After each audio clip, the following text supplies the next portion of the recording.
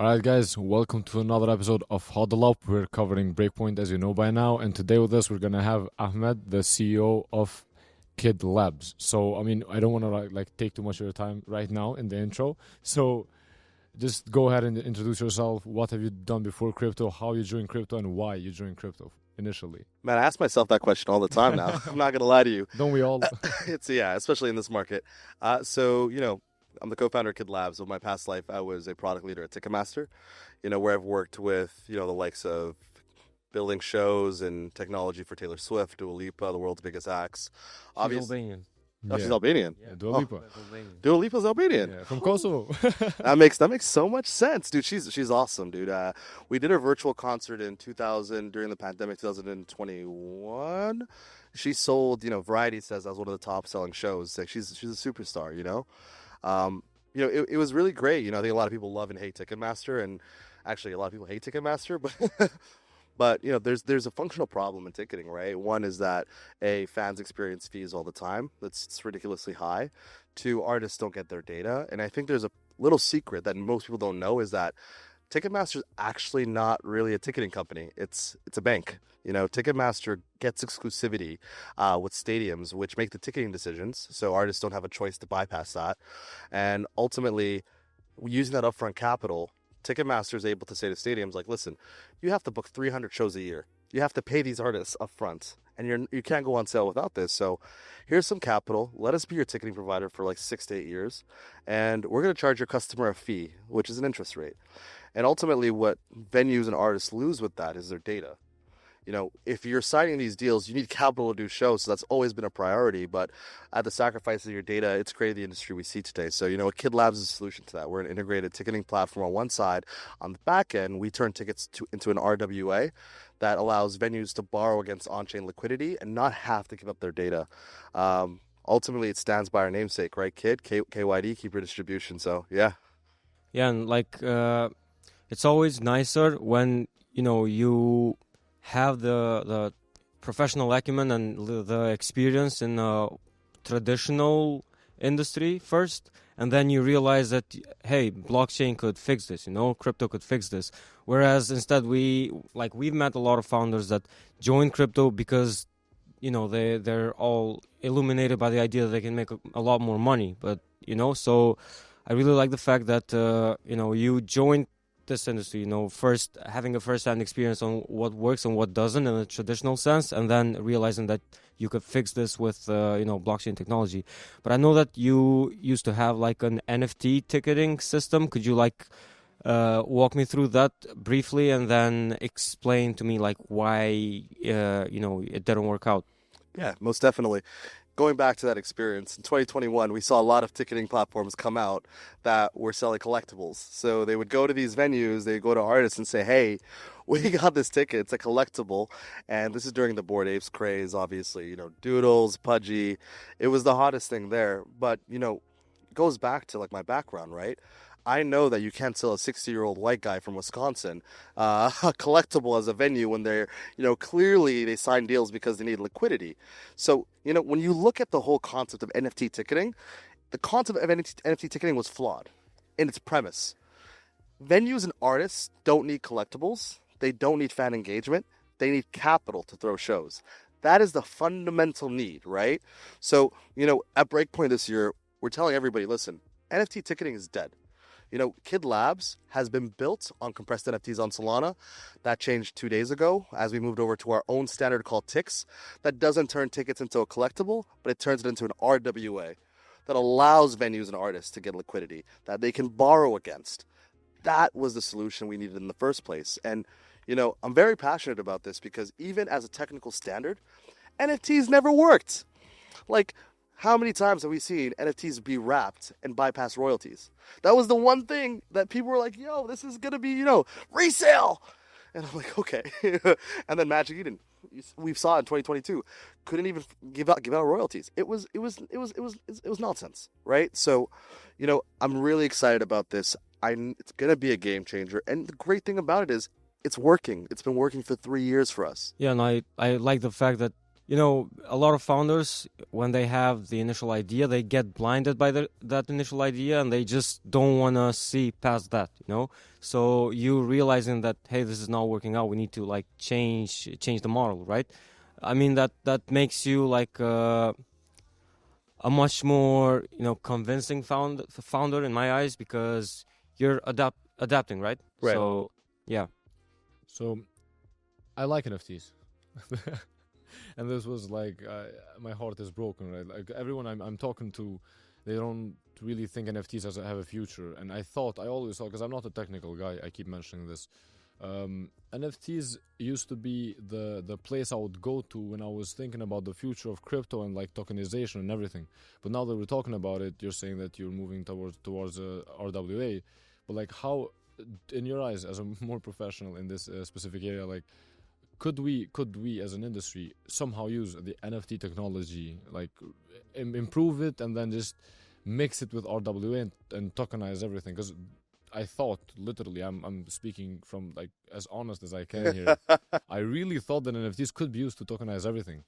Dude, like when you think about the concept of what NFTs meant, if you take away what NFTs, the tech behind it, the concept of royalties, the concept of being able to collect something and have true ownership, that's the thing that got a lot of people into crypto. Frankly, that got me into crypto. I was looking at, the concept of NFTs and XRP, sending money, because I'm East African, right? I have family back home. These things were principles that got me into crypto for reasons I'm not gonna lie to you. I don't regret, but at the same time, I have a lot of white hair, or no hair at all, actually. But when we look at collectibles, NFTs as a standard, like there are use cases, like for example, Super Bowl tickets.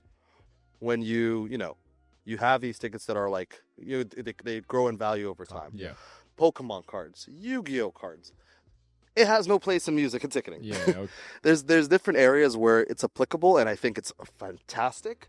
And I think I wanna call out NFT ticketing instead. NFTs themselves are not dead as a standard. What about like SFTs? The semi-fungible tokens. That initially they're not like non-fungible, and then once you use them, once you like go to the concert or whatever, then it becomes an NFT. So I'm not too familiar with the standard. SFT sounds like a gang. I don't quite get it. I'll do some research after this. I think, when we look at like NFTs, the standard was developed and, made prominent by Metaplex, right? TIX is a standard that we built for our use case. And we see this time and time again. There's been discussions around the application layer verticalizing into the infrastructure layer. We're a good example of that. Another example is Uniswap with their wallet, with onchain. They've built specialized products and infrastructure to support their use case. With us, we're doing the same thing here, right? TIX is just doing it in a way where we're combating effectively the thoughts in the industry today, which is, Web3 ticketing is dead because NFTs, never gain traction, right? So, we're super stoked about it. I'm super stoked about it. And yeah, I'm going to do some research on SFTs. I haven't heard about them. All right. Yeah. So let's go back to like KYDLabs and everything that you guys are building. Like, how do you plan on tackling this whole industry of ticketing? Because it's a huge industry, right? It's close to not close to $1 trillion. I mean, it's 100 and something billion, but still it's huge. I mean, and it's like, is it like monopolized and stuff? Is Ticketmaster, still? Oh, we compete against Ticketmaster. It's hand-to-hand combat, right? In the trenches. Like, this is Solana Breakpoint. We live in the trenches, you know what I mean? Exactly. I love that. Yeah, this is the thing. Like, there's no, I go back to a Tribe Called Quest. Ain't no such thing as halfway crooks, right? Since 2022, we've, my team is a small team. We've sold over $10 million in tickets. Okay, nice. You know what I mean? You're looking at over $2 million in revenue. Like, these are things that we've done. And as the only salesperson on my team, and with a phenomenal team of engineers, it's not easy. But you have to prove the thesis, right?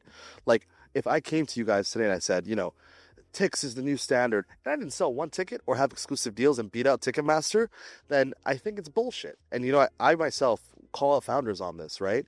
Like, I personally don't believe creator coins make sense.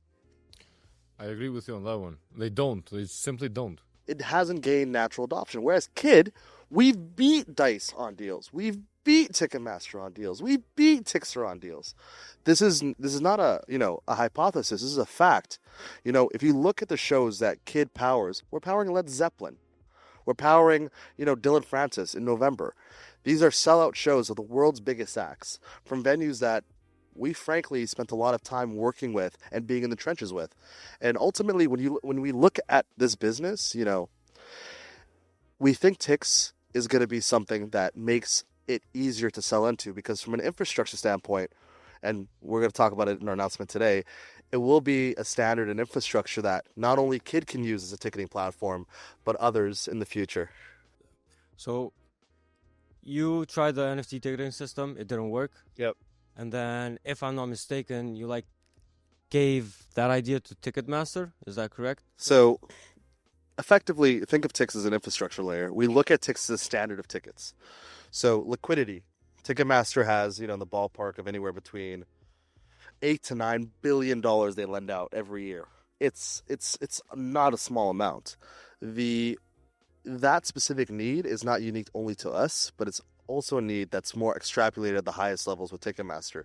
When we built Tix, we didn't look at Tix as just something that KYDLabs can use.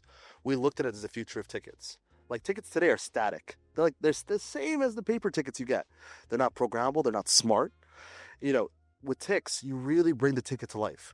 It's one that can consolidate royalties. It's one that can be borrowed against. It's one that can, move and adhere to rules. So we're not seeing things like with Olivia Dean where, scalpers are getting all the tickets, right? That within itself is going to be a game changer in this industry. So when we say, hey, listen, we're going to be selling it to Ticketmaster, as a former Ticketmaster employee, similar to a lot of people at Tempo, at Stripe, we're in a very good position to get them on our rails, and a very good position to actually solve a problem that not only exists for us, but the entire industry as a whole. Yeah, so how do you plan on scaling Kid and Tix as well? I mean, to a global degree, because right now, as you've mentioned, you've been building and you've been achieving quite a lot of things. You've been beating quite a lot of milestones and goals. But how do you take it to the next level? What's your plan on just conquering the world, let's say?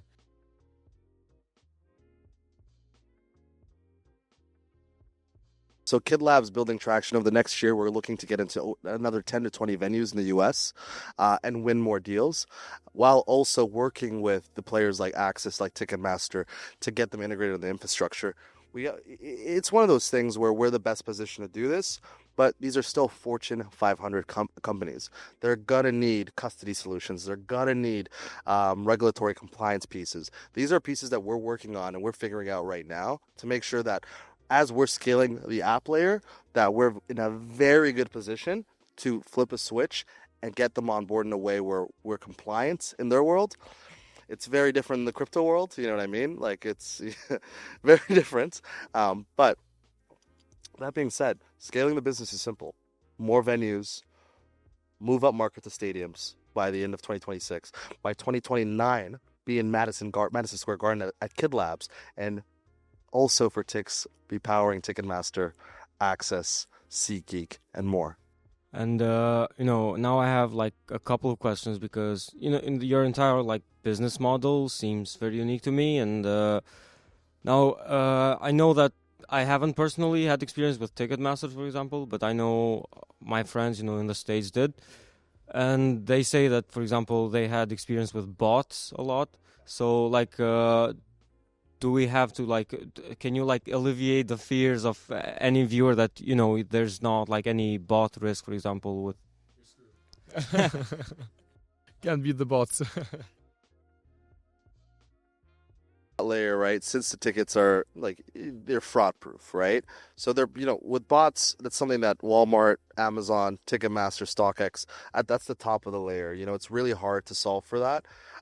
For us, if a bot picks up a ticket and it doesn't adhere to rules, unfortunately, that person that goes to the show with our scanners is not going to get in, and it's going to end up, it's going to end up an issue. And we have logical ticket limits on our system, so you can lock it to 2 per person, 1 per person.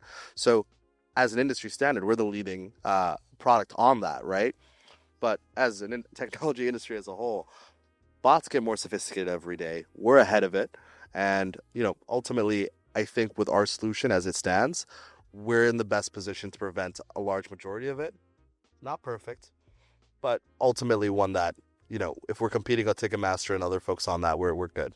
And like my second question related to that is that if, let's say, everything is, on blockchain, via crypto, does that mean that people can see, for example, where a specific address is sitting, for example, and does that like raise any like security concerns maybe, and like are there ways to fix that? Like I'm just curious to know about maybe some of the trade-offs that because eventually there are trade-offs, with everything that comes as in revolutionizing in a way.